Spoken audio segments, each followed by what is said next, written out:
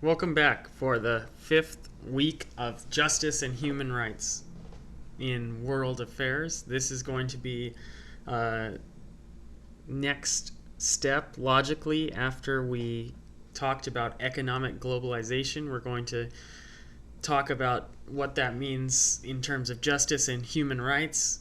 With only 2 weeks left, it's important to talk about what happens when people go against the agreed upon norms in the world and in world affairs. And then we're going to finish with week 6 talking about globalization, and nationalism, both what has happened in the past and what's expected in the future. So we only have a few more topics to cover, but they're very important today, especially with justice and human rights. So first, we're going to start off with justice itself. What exactly is justice and what is human rights? And then what do they look like in the United Nations? First, to define justice, we might call it righteousness, equitableness, the moral rightness, uphold a just cause or something that is correct. Another definition might be following the law. That's justice. Second definition for humanitarianism or human rights, you have a lot of different explanations of what this is already based on the work that you have done in previous chapters. It's people being able to do what other people and themselves have agreed upon as natural, inherent, or unseparatable rights for a person. So just because you're born, you're guaranteed these rights, and some societies have defined them differently.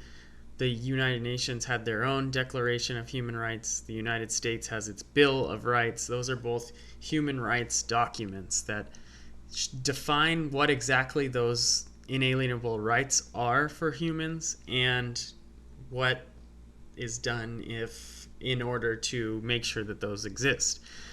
Now, sometimes those don't exist throughout the world, and that's where justice comes in. So we've talked about globalization and economics, and we talked about human rights violations weeks ago, and these are ways of getting to human rights. So when we were talking about working through the Cold War, and when we were talking about the establishment of the United Nations and world affairs, we were talking about organizations and things that have come together in order to ensure that human rights exists across the world. So there's been a lot of work done in order to make sure that that's happened, and it's an enormous part of the United Nations, which, like you know now, was not necessarily the reason the United Nations was founded. In fact, the United Nations was founded to prevent a World War III, which you could say, yes, does help protect justice and human rights. But at the same time, it's quite a different thing from preventing World War III and, say, making sure everyone has a decent enough house to live in. Now, it's been argued before that if you don't have a decent enough house to live in, then you start to create problems because people need homes and create problems. Or say you don't have enough food, there's the famous saying, people don't starve silently. And then you push back against government, and the government would maybe crumble, another government takes over. So there's a path between violation of human rights and war, that's for sure. But it's not so clearly defined, and that's where the UN kind of gets into trouble of what is and is not a human right, and the UN tends to go by its own Declaration of Human Rights, which leaves a lot of human right violations in the world. So there's 5 major agencies for humanitarianism that try to ensure justice without punishment. So they try to ensure justice not by saying the president or the Congress or the king has not provided human rights, we must kill him. They're saying the king has not provided food for the people, we must give people food. Or the president isn't allowing people to vote, so we have to go monitor the elections. We're not going to do it with a gun. We're going to do it and maybe take away some economic benefits, but that's all punitive. That comes after we first help the people in need. So this humanitarianism grew out of World War II aid. It really has existed. Trying to provide justice has existed for all time. If someone saw something that they didn't like and tried to fix it, that in itself is an act of human rights in seeking justice. But you fast forward to the era of the United Nations, which you all know is after World War II, and there's the establishment of these 5 agencies for humanitarianism. The United Nations High Commissioner for Refugees. That's the UNHCR. That we're going to talk about a little later. There's an enormous population of refugees in the world, and the UNHCR tries to take care of that. You can see the symbol, 2 hands putting a shelter over someone, surrounded by the stalks of wheat. Another one is the World Food Program, the WFP. That's to make sure people have enough food to eat. Post-World War II, there were some enormous famines in Ethiopia, in Bengal, in Bangladesh, in North Korea. There were huge famines after World War II, and the world needed to come together in order to make sure that these people got food. So the World Food Program is one of them. United Nations Children's Fund, UNICEF, is a organization that seeks to ensure all human rights for people who cannot ensure it in any way themselves. So these are children, non-adults, who might need any of these problems. Child refugees, child food production. The UN wants to help children and people who are helpless, but especially if the children aren't able to access help themselves. Then there is the United Nations Relief and Works Agency for Palestine Refugees in the Near East, UNRWA. And that entire agency is just for Palestine, which there's enormous conflict in the Middle East. And again, we're going to talk a little bit more about that. And I encourage you to read about Kofi Annan. In his own memoir, he talks about that and gives a lot of good information on why there's issues there, what the issues are. And it's very complex, and people get very heated when they talk about it. So it's something to consider. Might be an interesting issue to look into. Another one is the World Health Organization. I don't have their logo up here, but in total, these human rights organizations have a budget of $7 billion, and that was, it's probably bigger than that now. It was $7 billion in 2010.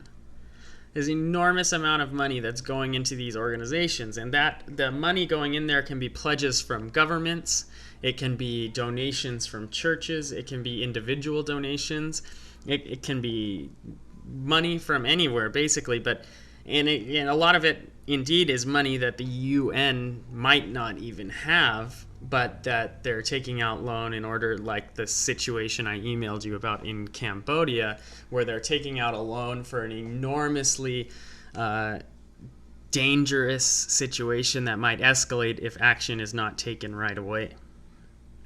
So just something to think about. There's an enormous amount of money that's going out throughout the world to help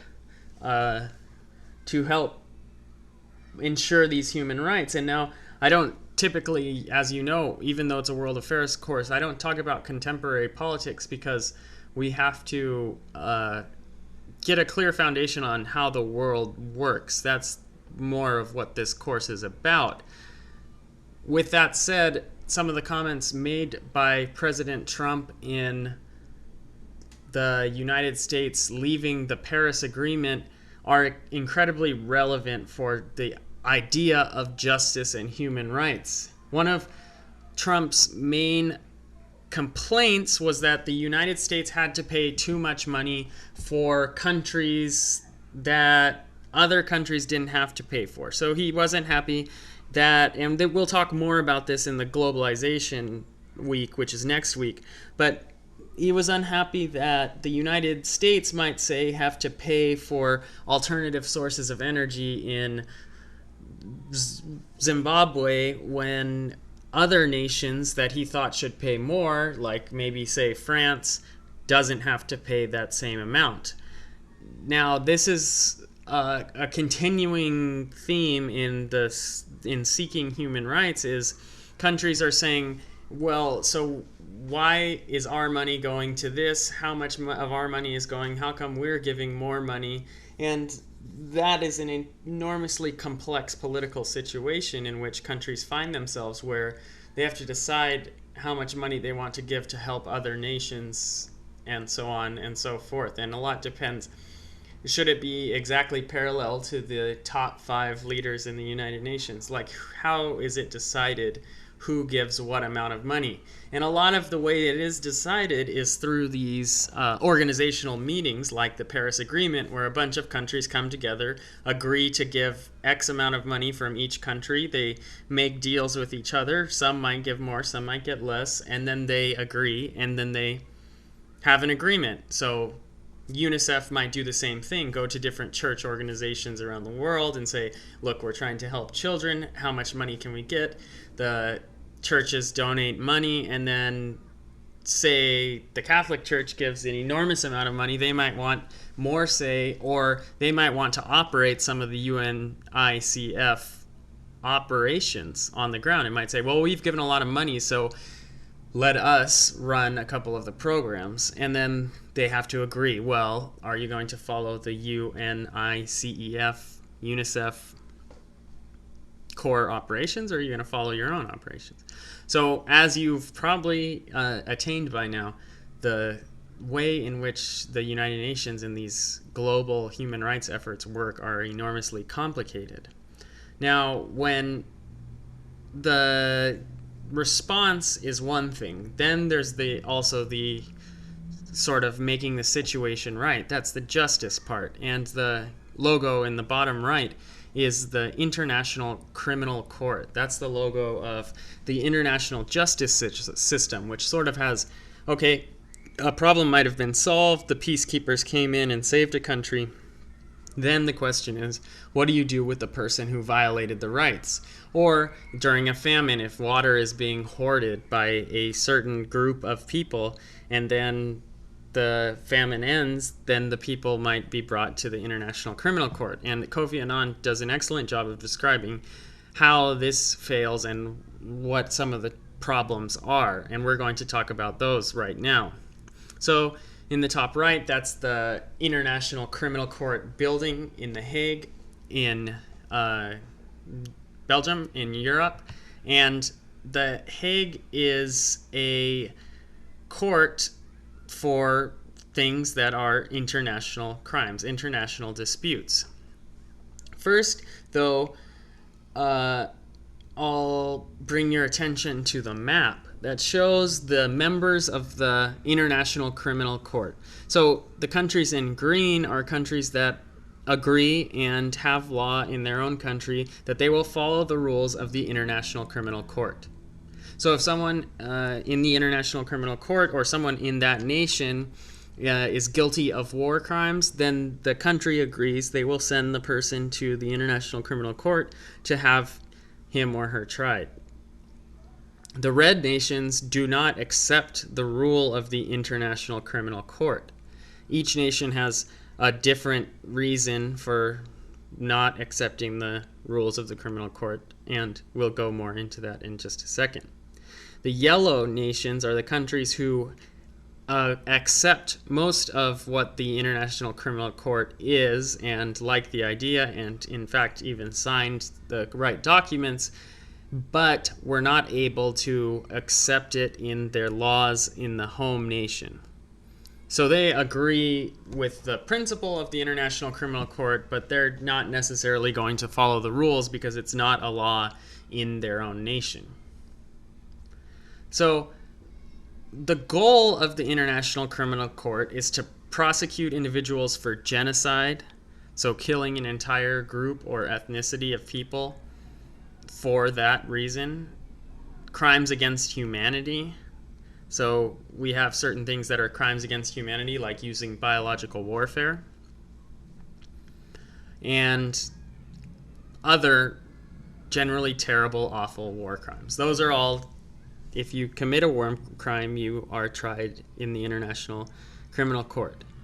Now, the weaknesses are pretty apparent from the start of what this International Criminal Court doesn't necessarily do very well.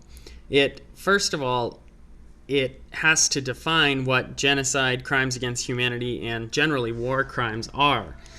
That's a difficult task in itself, because if you say genocide is killing an entire ethnicity of people because of their ethnicity, and then there's a war like there was in Yugoslavia, and then the genocide, it wasn't necessarily a genocide if they killed groups of their own people as well as groups of the other people. So if there's too many groups, then it might change what defines genocide.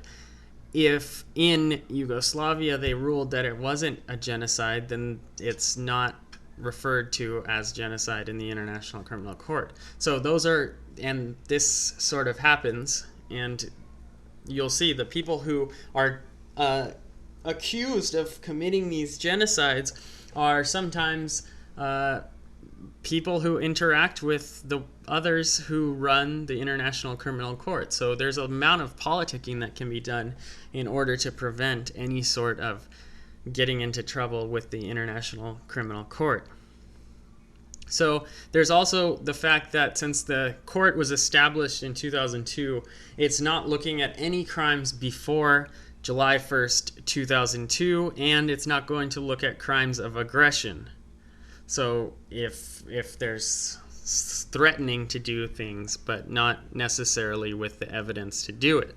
So those are some pretty severe weaknesses for the International Criminal Court. And like if you remember back to week 1 of the League of Nations, when the United States and China and India are not part, when an important nation is not part of the agreement, and those 3 nations are very important, there's not much strength behind the actual court. So why would people follow it if the United States doesn't have to follow it? And indeed, that is a big problem. In fact, big organizations like Amnesty International have called for former presidents like President George Bush to be tried for war crimes at the International Criminal Court, but because the United States is not signatory of the agreement, and there's no real chance of him being tried for war crimes. So that frustrates people and countries like the United Kingdom who might think he is guilty of war crimes. Now, in that case, Tony Blair has also been accused of war crimes. He's the former Prime Minister of the United Kingdom, and even though they're part of the International Criminal Court, he has not been tried. So it's not like you have amnesty for not being part of the International Criminal Court, and at the same time, it's not like you are definitely going to be tried if you're part of a member nation. Just changes the chances a little bit. So the Human Rights Council is another organization that seeks to determine when human rights issues have been violated, or when basically something has gone wrong in the world and how to solve it. And the Human Rights Council, again, is an example of just how much the United Nations cannot succeed and can struggle along. And this is the map from when there was conflict in Gaza Strip in 2014, and it shows just how divided the Human Rights Council was. First of all, most of the world's nations were not part of the discussion. They're in the gray. The countries in the green stayed neutral, and so you could see there wasn't too much deciding what was going to happen. So this is another case where the UN doesn't quite know what to do, so it's not going to make a decision, so it ends up sitting still. Now, the US is not a member of the ICC or the Human Rights Council, so there's a real contradiction between what they want to do in the world and what the problems are at home, and how they're going to make those two things sort of get along with each other. So this series, this episode on human rights and justice is really frustrating to read about and to hear about, because you see how complex it is and how many people have to suffer while the world can't really get along, because no one can quite decide what is fair and what is not. Another example of this is refugees and displaced persons. So refugees are people who have fled their homeland and sought sanctuary in a second country to escape persecution, war, terrorism, poverty, famine, natural disaster. Any of those reasons, if a person has to leave their country, they are a refugee. A displaced person is someone who leaves their home but stays in their country. So in a big country like Russia, you might not quite be able to get out of the country, but you might have to leave your home and go to a different place. That's a displaced person. There's also some other ones that aren't on this map that are internally displaced people without homes who stayed in their country. There's stateless people without citizenship. They have no more country. So maybe their country took their citizenship away. They were denied status for whatever reason in their nation. There's returnees, people who have returned to their own country but still receive help from the UNHCR and who might not have a home even though they're back in their country.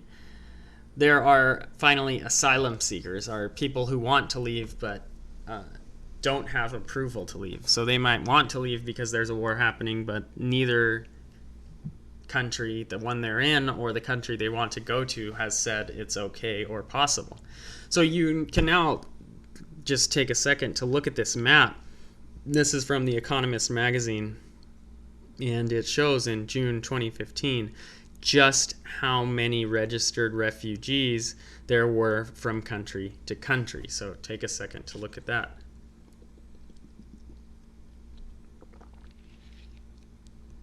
The worst cases, of course, were Pakistan and Turkey, with over 1 million registered refugees or people in a refugee-like situation. And you might say, why Turkey, why Pakistan? And you look at the neighbors. Pakistan is next to Afghanistan and Iran. Turkey is next to Syria and Iraq. So when you tend to be the geographic neighbor of a country who is having a war, a civil war, or human rights violations, that's exactly when people want to leave, and people try to go to those countries. So Turkey and Pakistan have huge refugee issues. Other countries, the countries in red, 250,000 to 1 million refugees. These are countries that are typically desirable for people in the war-torn areas to go to because they're economically more successful. So, or they could also be the geographic issue as well. So the United States, people want to go to the United States. People want to go to Russia and China, because France and Germany, because they have stable economies, and there's an idea that there might be a real chance for successful resettlement shortly after leaving the home country. Also, these countries have enormous populations of foreigners living among the population. So if you are trying to flee from Syria, your first choice might be a place where there's a large Syrian community in which you can share language, food, culture, habits. And the adjustment might be easier. So you can see the refugee issue is massive, and especially in Africa as well, around Rwanda and Sudan, where there have been wars in the past years. There's an enormous amount, millions and millions of people who are living without a place to be. So this refugees and displaced persons is an enormous issue of justice and of human rights. It's an issue that has captured the careers and minds of many people. Many people have worked their entire life simply to work and solve this. What do you do without people, with people who need a place to go? In fact, I just wrote a paper about the American Friends Service Committee, and I presented it, and it's on my website, hourofhistory.com. You can go and listen to it if you're interested in this refugee issue. What I wrote about was the American Friends Service Committee, the Quaker organization that's in Philadelphia. It's just on 15th and Race. And in 1939, the Quakers in Philadelphia were concerned about the Jews that were being persecuted in Nazi Germany, and they set up these different locations across the United States and in Cuba in order to sort of give the Jewish people that were fleeing Germany a place to adapt to American lifestyle, to teach them English, to teach them farming, some skills that they did not necessarily have in Germany that they would be able to use as new citizens of the United States. But of course, at that time, this is the justice part of it, the United States didn't allow so many Jews in the country because it was based on a quota system. So it was hard to get access to the United States. So a lot of these people were living as refugees in the areas that the AFSC had set up. Now, that was before World War II, so there was no UNHCR to help these people out. And so a lot of the ways in which the UNHCR grew was through these religious organizations that had attempted to solve these problems before. So if you're thinking about key issues in the world, refugees is certainly one, and looking at the way in which the world government, the world justice system, international criminal courts work with refugee situations are interesting to look into and certainly give you a lot of insight on world affairs. Another case of justice that was done within a nation, but is a good example of the sort of work that the United Nations and the International Court of Justice wanted to do, is the Truth and Reconciliation Committee in South Africa. So South Africa, the nation at the lowest part of the continent of Africa, had the apartheid government in which the government was led by whites, mostly immigrants from the Netherlands, people who had come to South Africa. And these were not just people who had come and had only been there for 5 years. These were people who had been in South Africa for centuries, since about the same time the Dutch came to Pennsylvania or New York in the 1600s. So people who had a long history in Africa themselves, and also British people who were living in South Africa. And basically anyone who was white was in power and had were landowners, whereas the native populations, the blacks, and the Asian populations, Indians, were separated. So repressed, impoverished. Now, this is technically within one nation, whereas most of what we've worked on has been multiple nations. However, you could make the argument that this was not just one nation because of the different tribes and communities within South Africa. There's like something like 12 different official languages of South Africa. So it was a bunch of different communities that make up what they call is this rainbow nation. But 32 million people who had previously been repressed under the apartheid laws were now given a right to vote and given human rights, really. Whereas the 8 million whites who had mostly been wealthy had to figure out a way to work together. Both of these groups had to figure out a way to work together after the collapse of the former regime that had them segregated.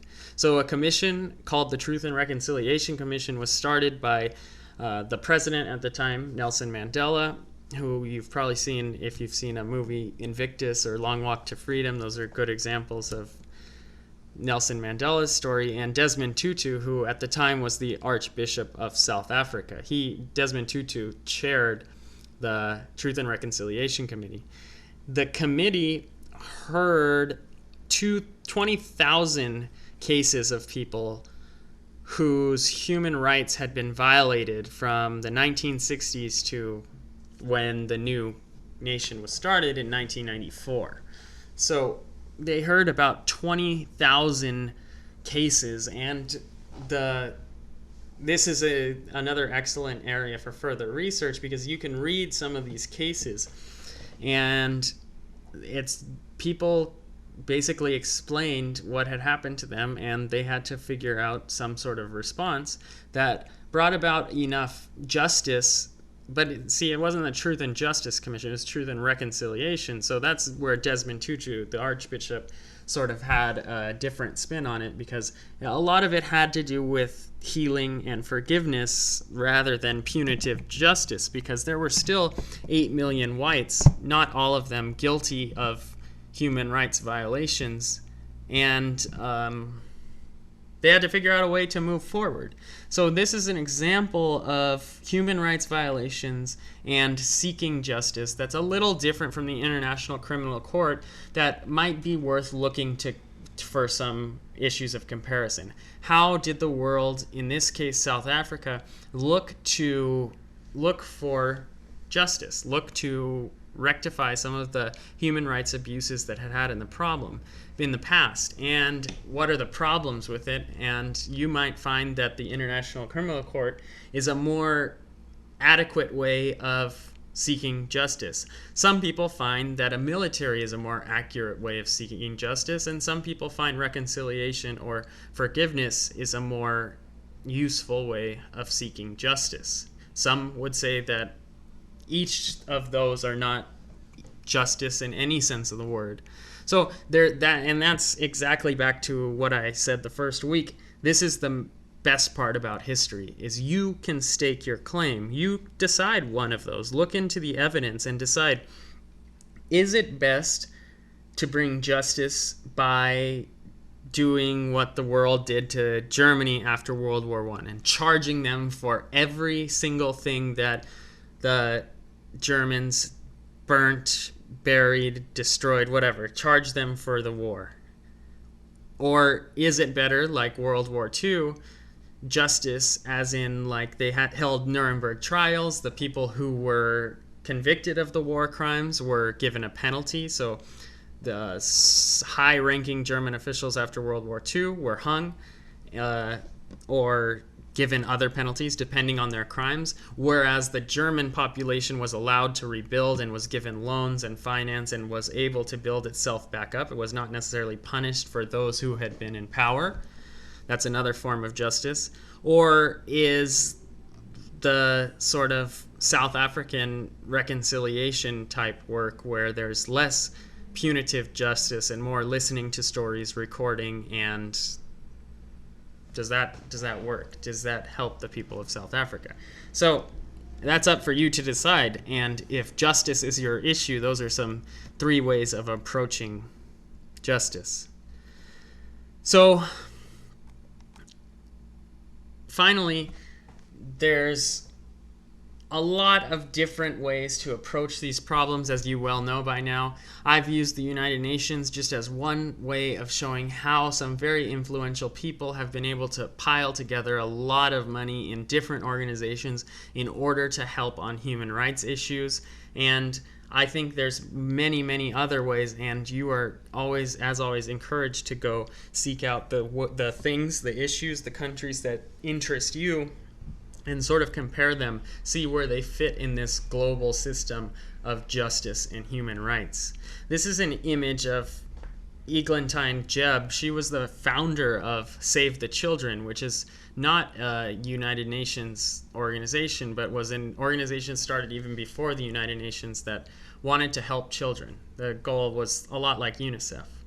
And she said, "We have to devise means of making known the facts in such a way as to touch the imagination of the world. The world is not ungenerous, but unimaginative and very busy." So think about that. Think about the information you've seen, the issues you're passionate about in world affairs, and think about taking that evidence and presenting it in an imaginative way, taking the issues and the countries and the people who you really care about and presenting them in an imaginative way